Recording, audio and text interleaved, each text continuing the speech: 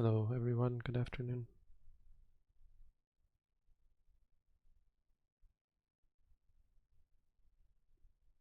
Saturday afternoon here.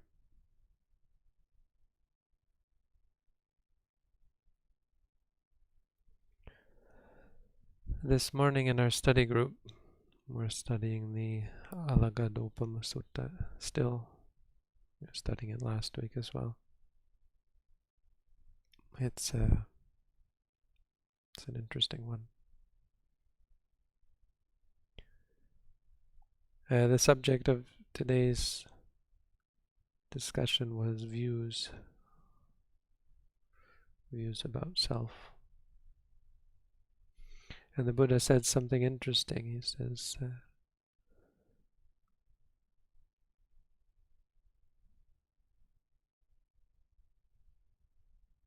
He says, take any view as a support. If it doesn't make you upset and cause sorrow and despair and stress and suffering, take any view like that. But then he says, any view that when you cling to it doesn't provide that, doesn't make you upset or sad or sorrow, suffer. And he says to the monks, he asks them, do you see any such a view? Any such view? And they say, no hetang bante, no venerable sir. The Buddha says, good monks, I don't see any such view either.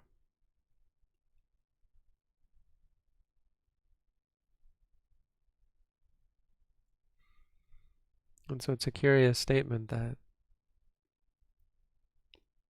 no view is worth clinging to. No view is worth relying on.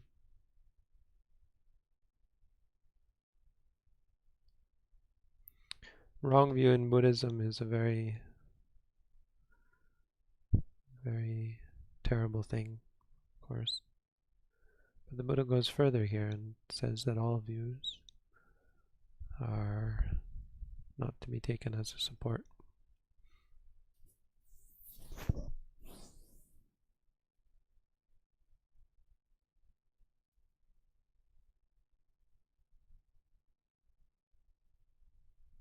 And this speaks somewhat to the unique nature of Buddhist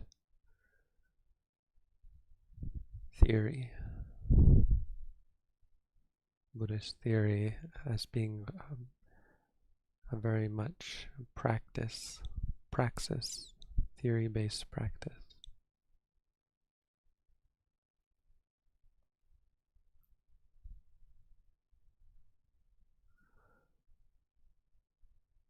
So of course with wrong views we can see the problem there. Views that are wicked, evil. There's no denying that such views exist that should be universally held to be immoral, unethical, and more to the point, a cause for suffering. Cause for suffering for those who hold them, cause for suffering for those who are the victim of those who hold them. We see that in the world today. Of course, it's always been around. And it without a clear teaching on views,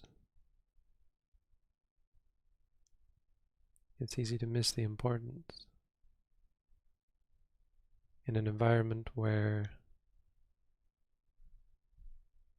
all views are to be respected,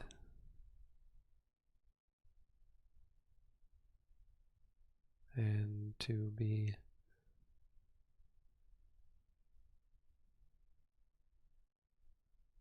honored, even in the sense that allowing others to have their own views. Of course, Buddhism does that as well. We don't go around, Buddhism isn't about changing others' views.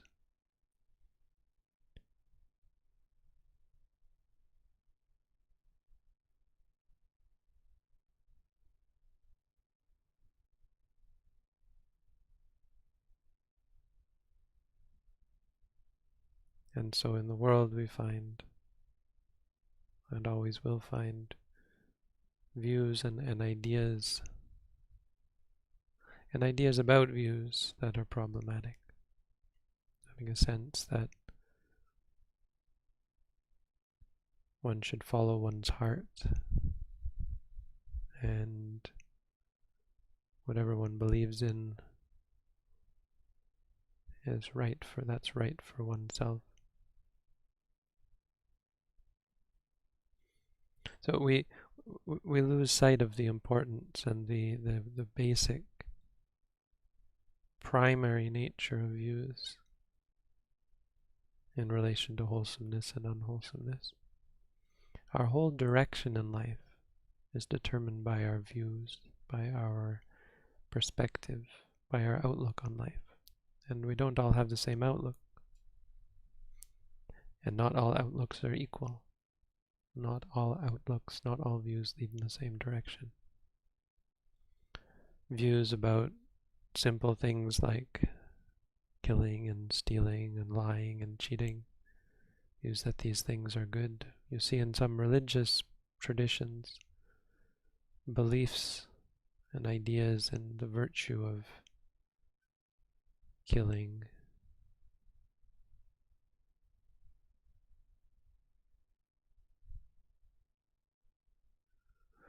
we see worldly views about stealing and cheating and drugs and alcohol, lying, immorality in general. I mean, the engaging in things that certainly don't lead to happiness and peace and harmony and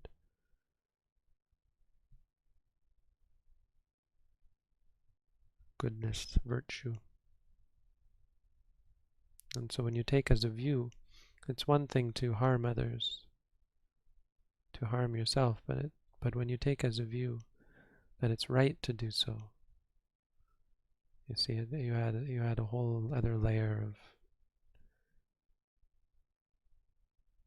of evil.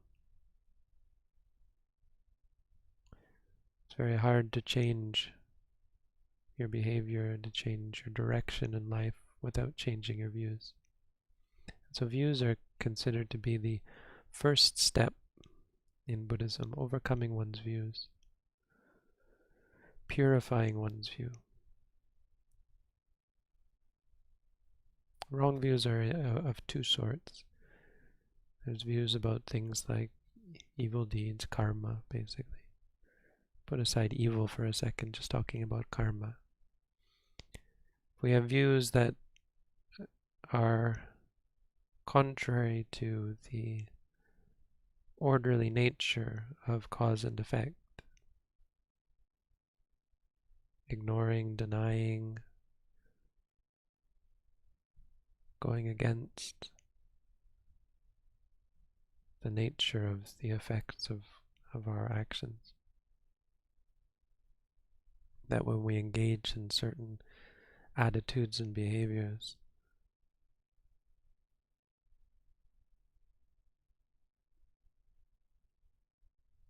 there is an orderly nature to the results we can expect from them.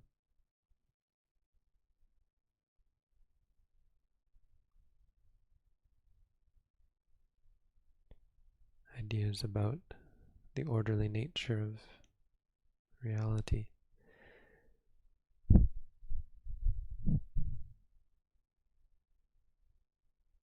The other set of views is about self. The other set of views can more be described as our perspective on the nature of reality, on the framework of reality. So karma relates to the orderly nature of reality, but it goes hand in hand with a basic understanding of the nature of reality. What is the nature of reality? What is the framework for existence?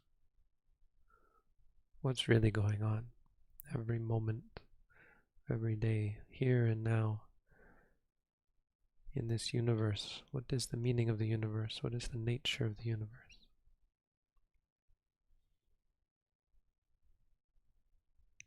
Often our views relate to what is the purpose in the universe. Then we come up with narratives about God and heaven and hell.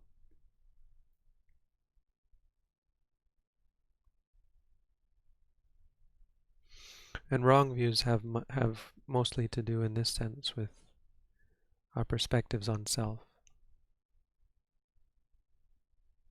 And so the Buddha says, cling to any view of self, that when you cling to it, it doesn't lead to suffering. And he said, do you see any such view? I said, no, we don't see any such view. He said, good, I don't see any such view either. Given that there is no, you can't find a self,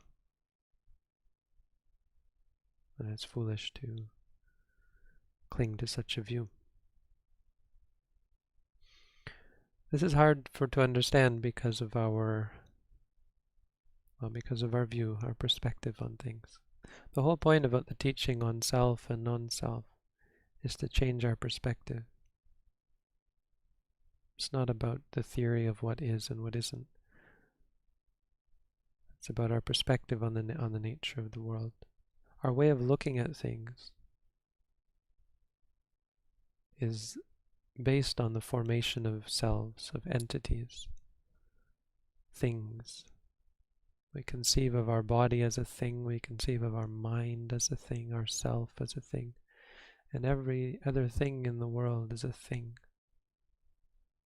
People, places, possessions, problems,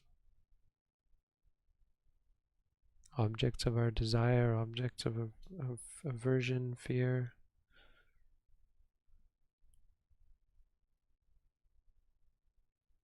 And so a self, a soul fits right in there. It's one way of talking about the world. It's quite practical. It's not like Buddhists go around calling each other something other than me, you, he, she, it. It's a valid perspective in a practical, worldly sense. It just doesn't get to the nature of reality. It's not a perspective that frees you from delusion and ignorance. It's not a perspective that leads to wisdom.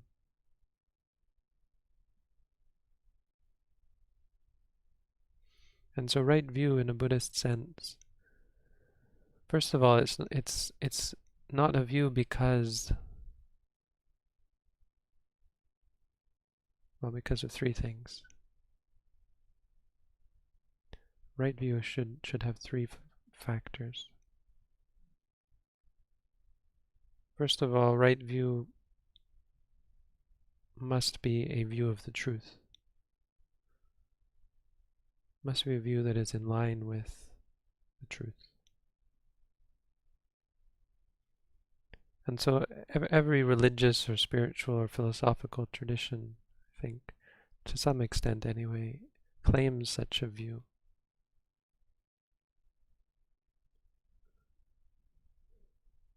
And so really anyone can claim that their doctrine isn't a view. But the second thing is it has to be based on your realization of the truth. Right? Because a view says that something is true.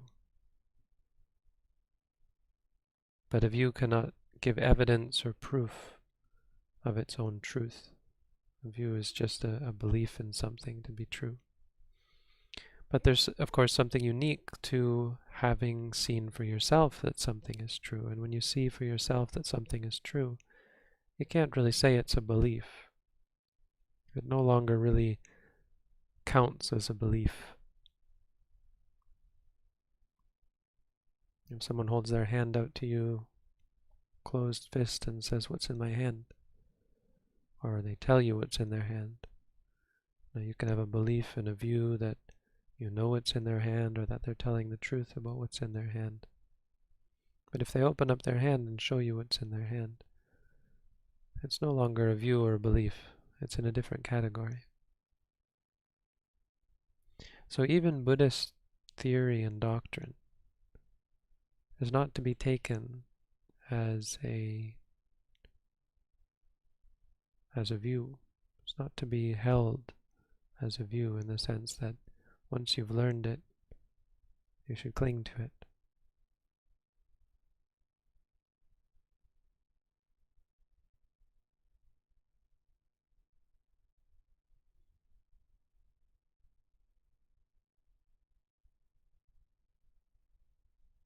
Buddhist teaching is to be seen for yourself.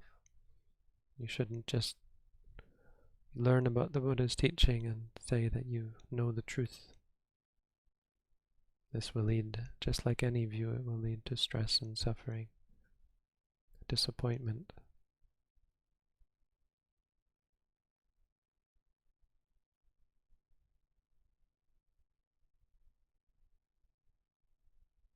In fact, it can lead to even more disappointment and stress and suffering as you know what's right and fail to align yourself with it.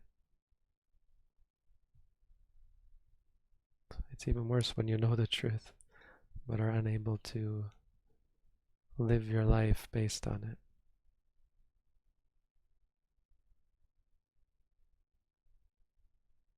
Because intellectual knowledge of right and wrong and good and bad and truth and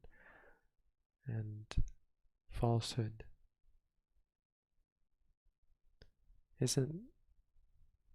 doesn't have any real effect on one's attachments and aversions. Doesn't really have any real effect on one's inherent perceptions of the world, perceiving things as satisfying, stable and controllable. So you feel more anguish. Not to say that that's a bad thing. It's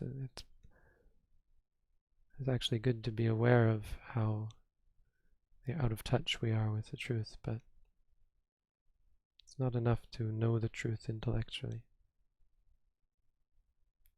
The third thing about right view is that it has to be essential.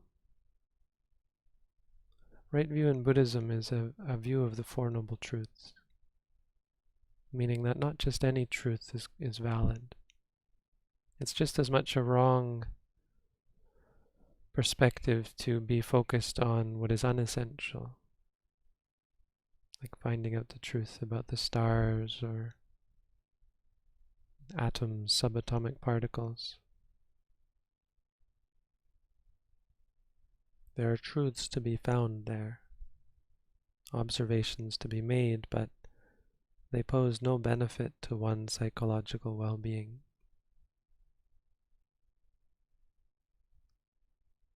And so these three, in order to understand view in a Buddhist sense, these three factors really have to be taken into account.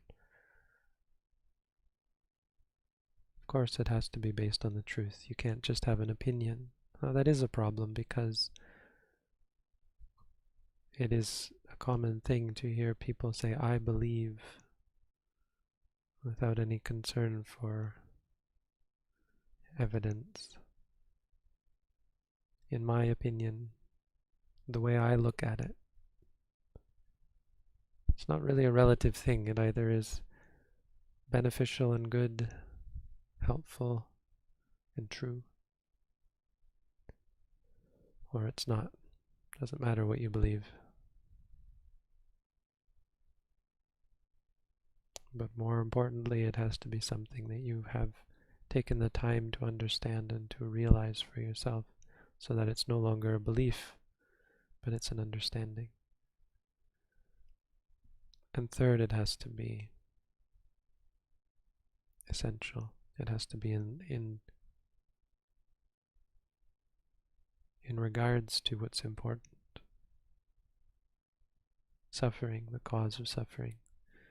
the cessation of suffering and the path which leads to the cessation of suffering. Really, whatever you believe about these four things, these are what is essential. Anything outside of these is not essential. And so that's why the Buddha called these the Four Noble Truths. You don't have to believe in Buddhism, but in any path you might follow has to find answers to these four things. These are the only four things that are important. Broadly construed, because if it doesn't relate to suffering or freedom from suffering, there's no real point to it, no real benefit to it. If it's not addressing the problem, then it's part of the problem. Just some thoughts on views. In Buddhism, obviously our means of overcoming views is related to the practice.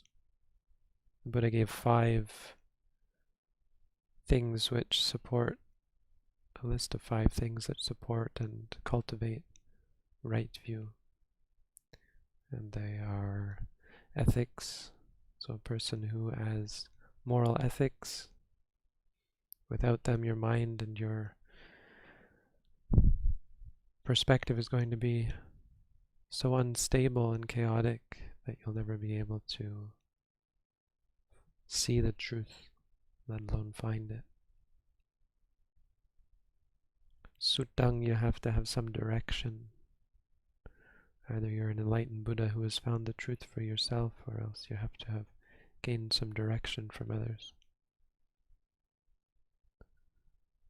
3, sagacha means discussion, getting some feedback, talking to people, asking questions. Our study group is not just reading texts and listening to each other read, it's also discussion, and that's important. Number 4, samatha, your mind has to be concentrated, focused, quiet, tranquilized. And 5, vipassana, you have to see clearly.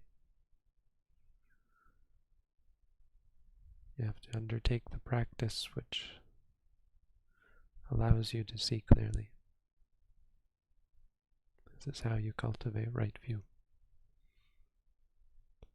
Just some thoughts. It's an important topic. I think if you take nothing away from this, the most important thing to take away is the importance, the primacy of views. The most important thing is not our mental illnesses like greed and anger, depression, fear, anxiety, all of these things. It's our perspective on them.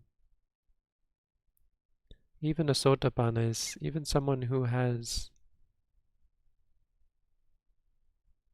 followed the Buddha, even someone who has become, someone who has become enlightened, or who has entered onto the path to enlightenment, the stream of sotapanna, even they still get angry and greedy sometimes. But what they've done away with is an incorrect, a perverted, corrupted perspective, a skewed perspective on things. They see things clearly. They understand the nature of reality. They see how greed and anger lead to suffering. They've given up something fundamental about delusion, ignorance. Because it's one thing to get angry, it's another thing to feel self-righteous about it. True evil comes from the self-righteousness about anger, about greed, the identification with anxiety and depression. I am anxious, I have depression, turning these things into monsters, giving them an entity. Reality is rather based on experiences. If you see them as just experiences, they're manageable. They're something we can work on. So the first thing you must do as a Buddhist is to straighten out your view. All right, enough talk. On to the questions. Again, today we have a whole team. So I'd ask the chat now to be limited only to asking questions. Anything else will be removed without prejudice, or with prejudice if it's mean and unpleasant. You might be removed from the chat. We reserve the right to put people on timeout if they can't behave.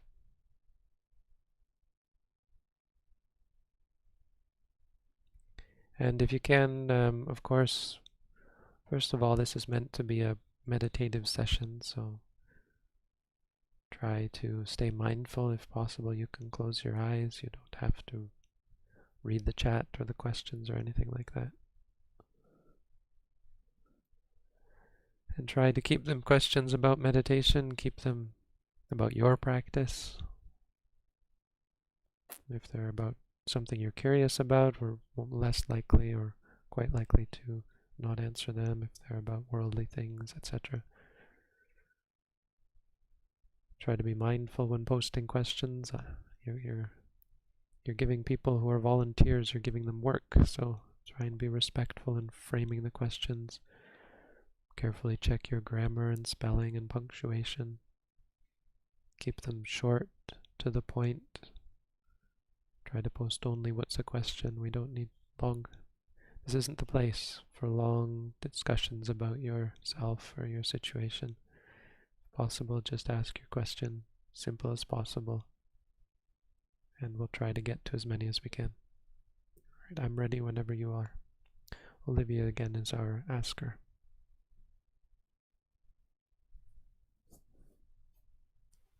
While practicing mindfulness and noting during daily life, I've experienced periods of no thought in conversation that make it hard to talk to others.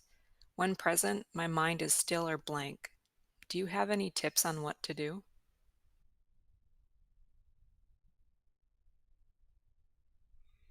So this is something that you probably will overcome over time. It's just a matter of gaining some sort of flexibility. That has nothing to do with being mindful, but it's a sort of intermediary stage as your mind starts to grapple with the idea of being mindful. There's many other things that come along. You can become very concentrated, not because of the mindfulness, but because of the way the mind interprets the technique. So its application of the practice can be somewhat heavy-handed. Also because of its inherent state, what you bring to the practice can often lead to these states. So the best thing is to try and note them when they happen, to try to be a little more vigilant about being mindful as opposed to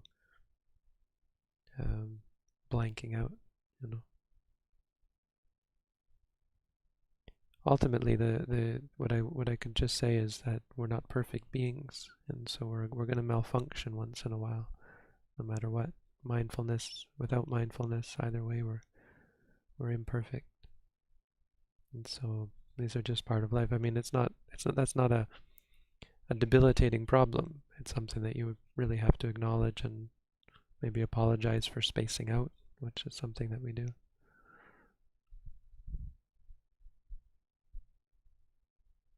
Try and be a little more flexible, but it takes practice as well to be mindful and present. Truly present, So that's the whole goal, really. It's the ideal state, is to be present.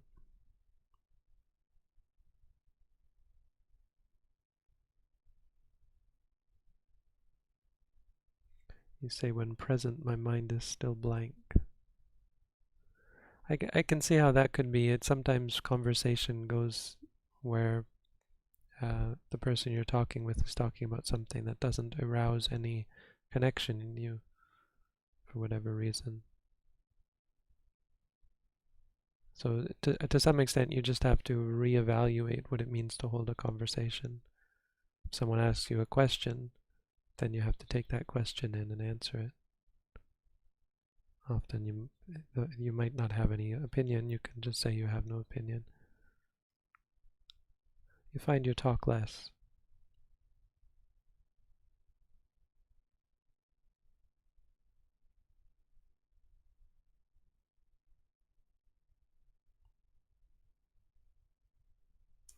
I'm not in an environment where I can sit down and meditate currently. Would you suggest mentally noting my experiences instead? Yes, I guess I'm wondering whether that means, like, on a day-to-day basis you're never able to, or you mean right now when you're typing this question?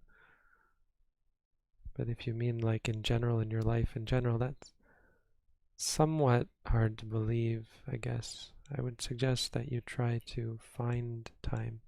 The point being that if that's the case, that's unfortunate, because there's some great stability to be found in doing formal practice. You might even say necessity for most people.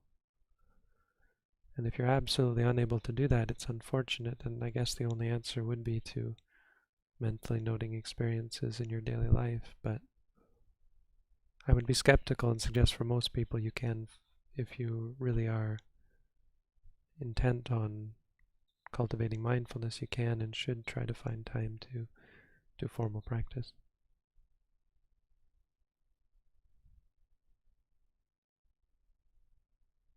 The environment shouldn't be a defining factor. You can sit down and practice more places than you might think.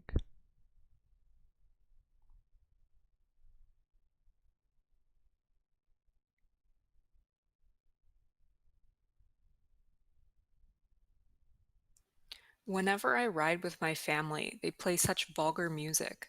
What could I do to remain mindful when this upsets me? When you're upset, you can note upset or disliking. But when you hear things that might upset you, you can also note just hearing, and then to some extent they won't upset you. And you can cultivate the skill of seeing them just as they are.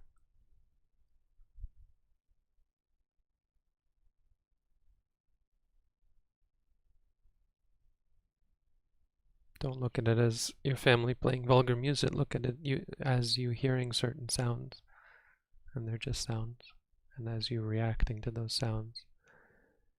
And it can also be a sort of a narrative in the mind about how bad, how vulgar it is, etc. You can note all that as well.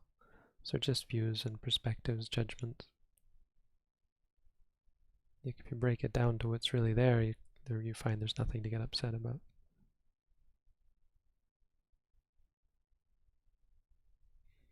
More importantly, you find that getting upset is not actually helpful to you or anybody. It's not actually a solution.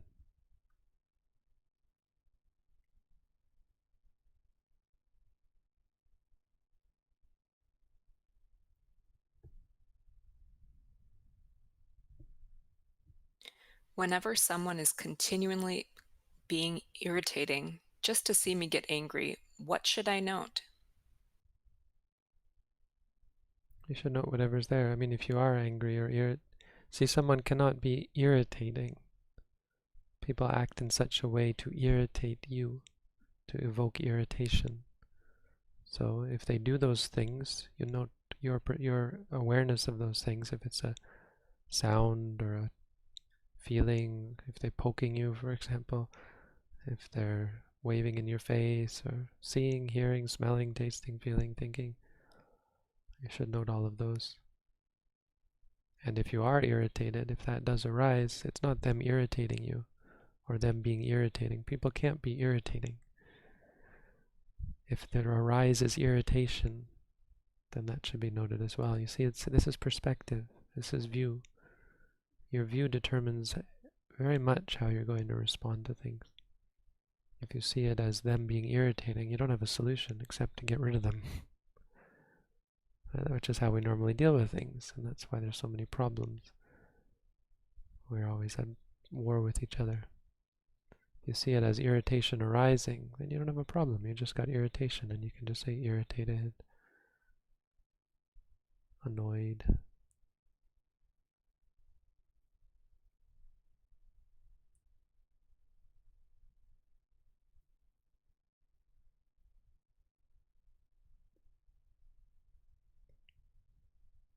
Sometimes I can notice the three marks of phenomena in meditation. However, that knowledge seems to me only intellectual. Is there any advice to transition from intellectual knowledge into real knowledge? Or are patience and diligence in the practice my greatest allies? Well, patience and diligence are great allies. But it sounds like you're trying to use those things as cudgels, as tools to transition from intellectual knowledge to real knowledge. What I mean by that is that somehow that's your goal, and that's a problem. It should not be your goal to see the three characteristics. That is the goal of meditation, but your goal should be the practice which allows you to see things as they are. The goal being seeing the three characteristics just means uh, what you will see when you see clearly. A big problem is the intellectual, and this is, it's a good question, but this is how the intellectual causes problems, because any conception we might have intellectually about the three characteristics bears very little relation to how it actually is perceived. You can't translate one into the other, which makes this a good question, because it's recognizing that there is a disparity there. So if you're intellectually thinking about these three, you should just let them go and try to just see things as they are. Once you see things as they are, you can interpret what you're seeing through the three characteristics. And you may be doing that as well. What I mean by that is just that's not a part of the practice. It's not something you should do regularly. But it's something that you can really best do when you're having trouble, when the meditation is causing discomfort or is disconcerting, because that's what the meditation is going to do. It's going to surprise you. You're going to be surprised by how quickly things can change, and that's impermanence, right? You're going to be surprised by how much stress and suffering you're causing yourself. The things that you used to think, the behaviors, the attitudes that you used to think of as pleasant, observing all of them as how stressful they are. You'll be surprised by how uncontrollable, frustrated even by how you can't control, and how trying to control things just causes more suffering. You'll be surprised by how there is no self to anything, that things arise and cease. Often things that we thought were ours and under our control turn out to be just momentary illusions. Momentary experiences that arise and cease and leave nothing in their wake.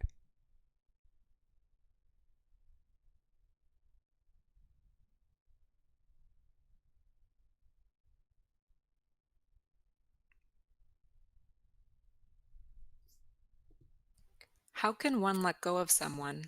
The meditation practice seems to get stuck when all the thought patterns continuously cling to the person.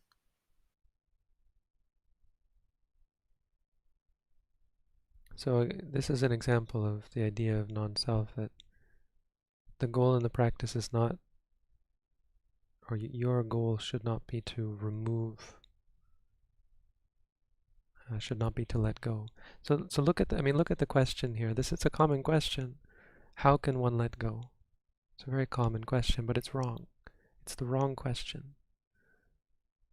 Letting go isn't something you can do. Letting go is something that happens when you stop doing. Specifically when you stop clinging. So how can we let go? It's not a bad question. It's just you can't look at it as something you're going to do, something you're going to effect. It's something that's going to happen to you when something else happens. You're going to let go when the clinging stops. So it maybe seem like mincing words, but doing that means understanding, seeing the clinging and the object of your clinging as impermanent, suffering, and non-self, seeing it based on the three characteristics, seeing it in a new light, seeing it more clearly, seeing that there is no entity. So your change in perspective means that you no longer see the person. Where is the person? Suppose you're not with that person, right? The easiest way. What are you going to have? You're going to have thoughts that you conceive of as them. You're going to have images that you conceive of as them. You're going to have memories. You're going to have feelings that you associate with towards them, like what you feel towards them. You're going to have narratives and ideas, roles, who they were to you. But all of these things turn out to just be moments of experience that arise and cease, and there is no person behind any of them.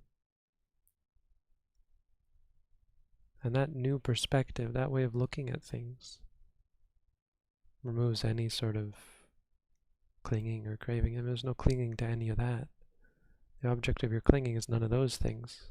And if that's all you can find, then it turns out there's nothing to cling to. So the letting go is affected by seeing clearly what is actually there. That there is no self-permanence or good to be had from it. No happiness or satisfaction to be gained from it when you see that these things are ephemeral, arising and ceasing.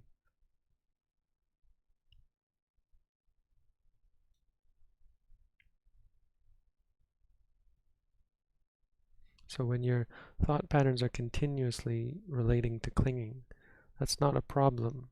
The problem is that you put meaning on that. You apply the meaning of the person. The first step is not to get rid of the craving. It's to see the craving for what it is, which is what you start to do in meditation practice. You don't start by getting rid of the craving for things. You start by seeing the craving as impermanent, suffering, and non-self. That doesn't make it go away. That changes your perspective on it and changes the way you interact with it. Instead of saying, oh, I love and miss this person, you say, oh boy, look at this feeling coming again, again, again, and again. This is unmanageable, unwieldy. Your perspective starts to become more accurate, with less baggage.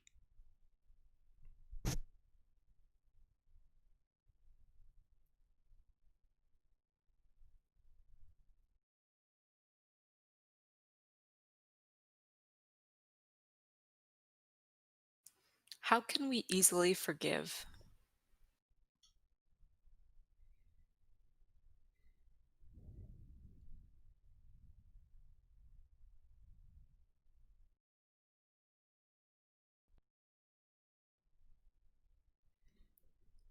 Well, that's a pretty ambiguous question. Some things are easier for people to forgive than others. Some people are easier to forgive than others. I think you need to be a little bit more specific. I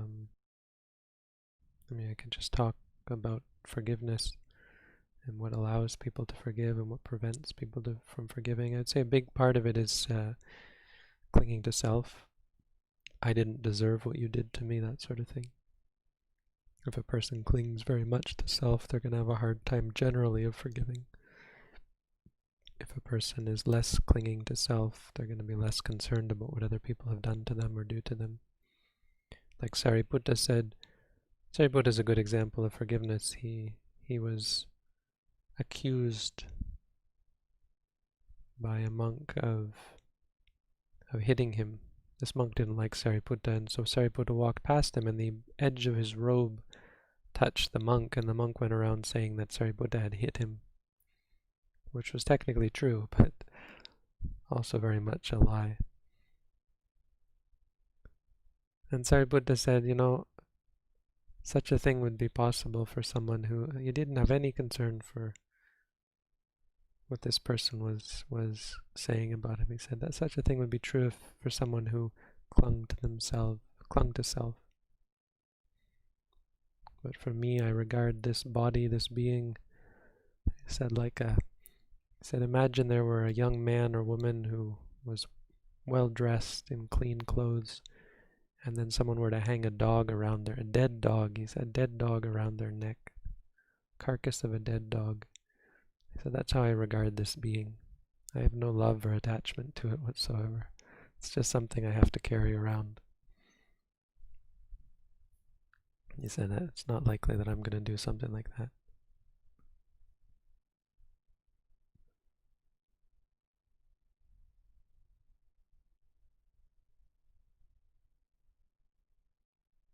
How do I note distracted while I am distracted, lost in some thoughts? You always note things after the fact anyway, so with distraction, obviously you're not going to be able to note well. But it's a skill. Sometimes you're able to catch the thought halfway through. Sometimes you're able to catch the thought just as it arises before you start getting distracted. But sometimes you only catch it at the end after you've already spent some time being distracted. And that's fine. Whenever you can catch it, you just note it and you'll get better at it. You'll get better at recognizing things. And as you get better at recognizing thoughts, you'll be able to catch them before many of thoughts have chained together. It's just a skill that you get over time and with practice.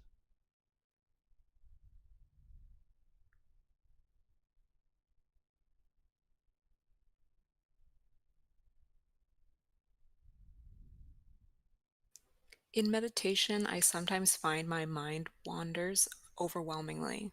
I try to go back to the rise and the fall of the belly and note thinking, but thoughts are still overwhelming and hard to calm down. What do I do?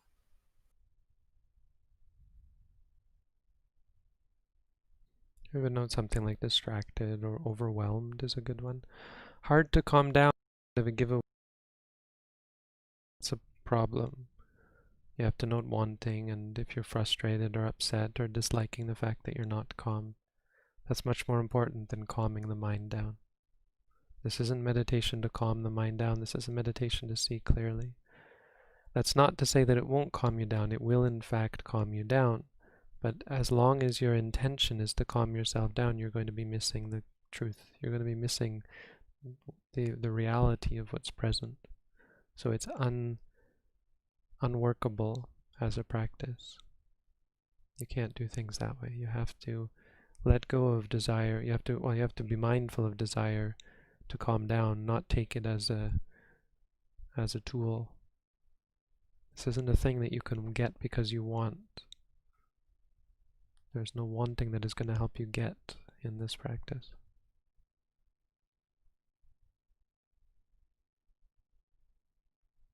You have to be flexible.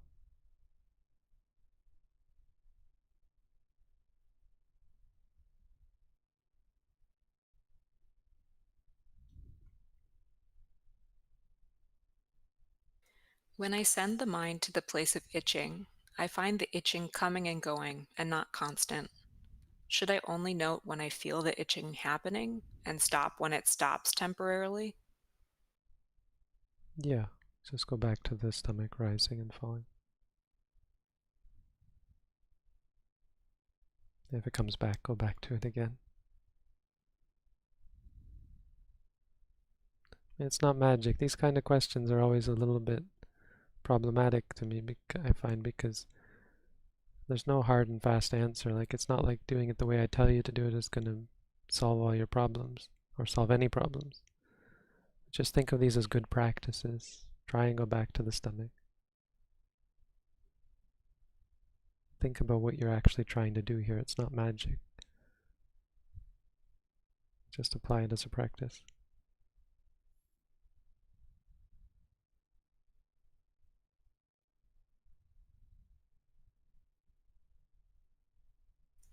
When I send the mind to the sitting posture, sometimes I can recognize the sitting and other times I can't.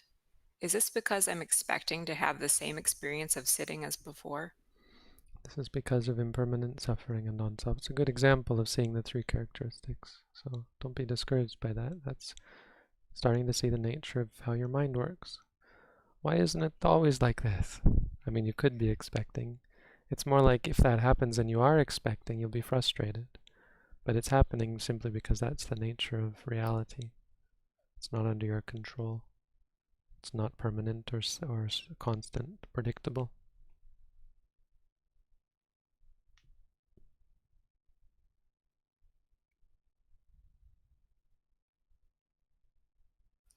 It feels like in order for the noting to be proper, I have to wait for the experience to happen. Is this always necessary? Yeah, that's what it is. It's reminding yourself of it's creating a proper response to things. By proper means an accurate response. Because our ordinary responses are things like liking and disliking and identifying. They're adding something or sort of skewing it in one way or another. The only way to not skew things is to note them just as they are. Let seeing just be seeing, and so on.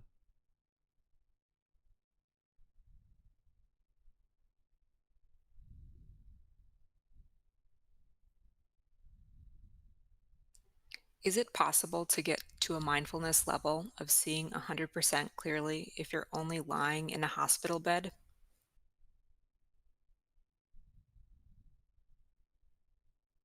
Of course, yes. Yes, absolutely. I guess not, of course. It may not be obvious, but absolutely. Posture doesn't really have anything to do with it. Any of the four postures, or any posture at all, is possible.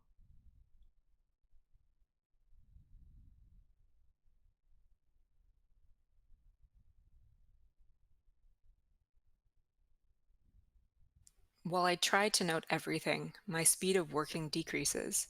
When I have to do something quickly, I lose my mindfulness. May I have some advice about this?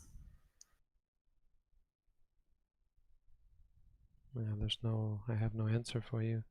Quit your job and become a monk, maybe? That's probably the best advice. But that's being a little bit tongue-in-cheek. If you have to keep your job and you're not ready to give it up, you're just seeing the compromise you have to make. It's good that you see it.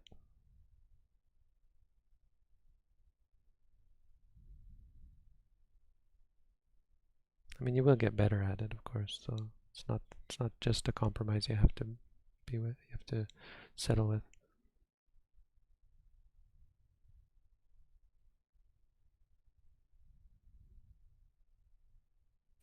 What is it going on in my body when it goes numb and feels a vibration when I meditate?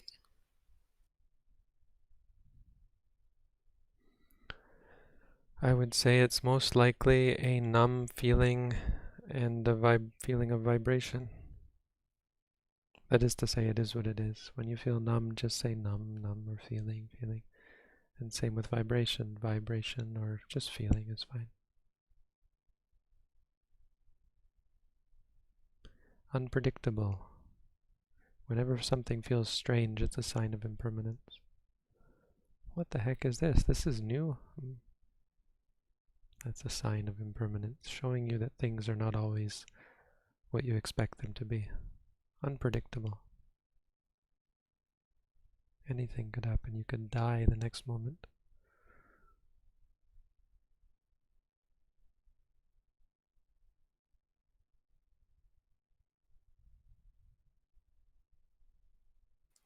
I haven't been meditating lately, and I feel like I'm going back to my old ways and habits.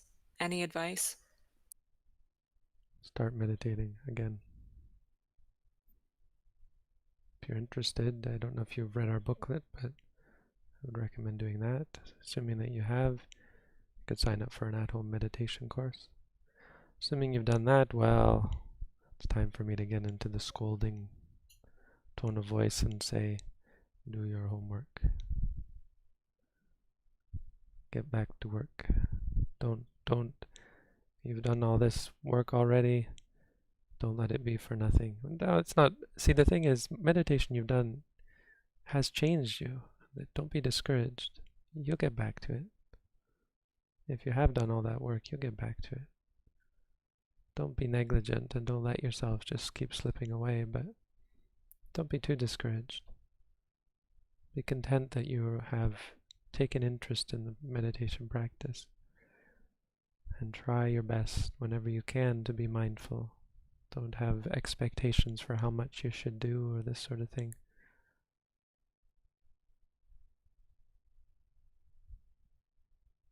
Whatever you do whatever you can do.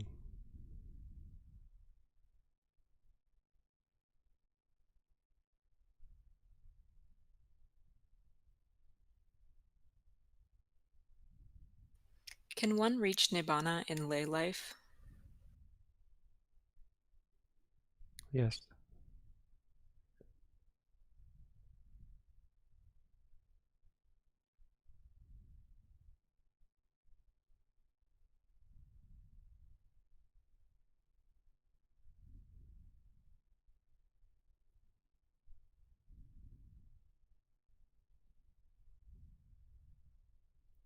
How are we doing?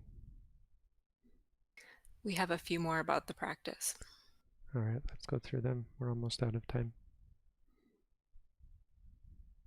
When we note thinking, does that indicate that we are not the thinker and we are simply aware of our thoughts? Um, Maybe, sort of. I mean, I hesitate because you don't want to get too intellectual about it. Don't overthink it. If you want the theory behind it, yeah, that's the point, is that instead of seeing it as I'm thinking this, seeing it as a thought arising. I mean, just seeing it as thinking without any baggage or any views attached to it.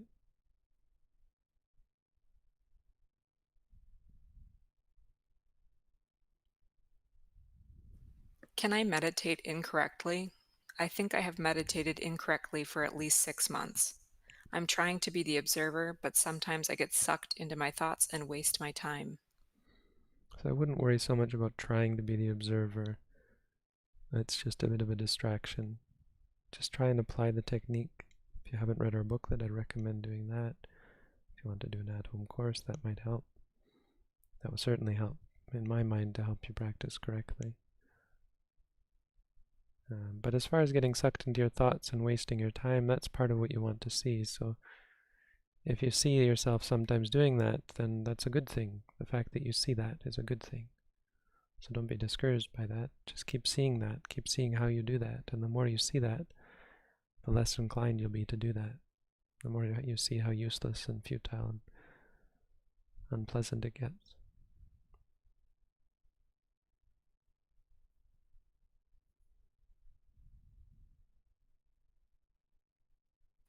We've reached the end of the questions about the practice, Bhante. Okay, good questions. Thank you for your help. Thank you, Chris and Max, as well. Olivia, Chris, and Max, our team. Thank you, everyone who asked good questions. If you asked questions that weren't answered, it's most likely that they just were outside of the purview of what these sessions are about. So apologies for that. There are other ways you can ask questions on our website. There's a question and answer forum. You could come to our study group if you want to ask questions about Buddhist theory. Or you could meditate so that you let go of your questions and focus on the questions that are important, that matter to you, that really are important to you. Thank you all for coming out. It's great to see so many people. I think we're hitting about 100 viewers now at a time, so wonderful to see everyone so keen to come out to these sadhu. I wish Sadhu. everyone, you all find peace, happiness, and freedom from suffering.